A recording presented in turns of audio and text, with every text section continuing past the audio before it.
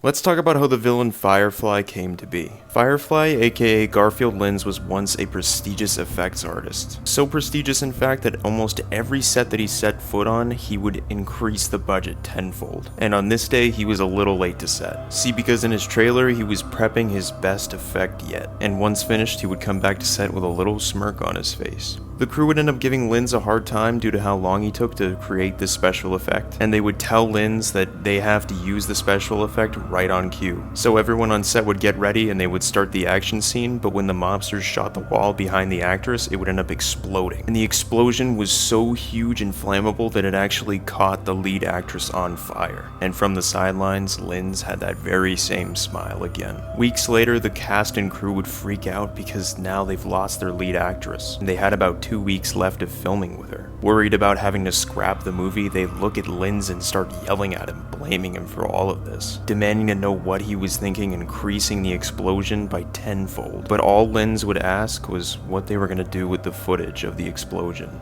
And after the crew would hear him say this, he would immediately be fired and casted out from Hollywood. After this, Lins would go for a walk and find a fire that couldn't be put out. And Lins was so happy looking at the fire that he imagined ballerinas dancing through it. He would even put out the cigarette in his hand to feel what the fire felt like. A while after Lins lost his Hollywood career, he would end up meeting Killer Moth in a bar. Killer Moth would explain to Lins that he basically lost everything: his gang, his moth car, and his moth jet. And he lost it all to Batgirl. And Lins, hearing out Killer Moth's story, he was attracted to the idea of becoming a villain. So on the very next night, Killer Moth would try to collect some debts from some criminals he worked for, and Firefly would appear at his side, stating to the criminals that there's a new bug in town, and he's the Firefly.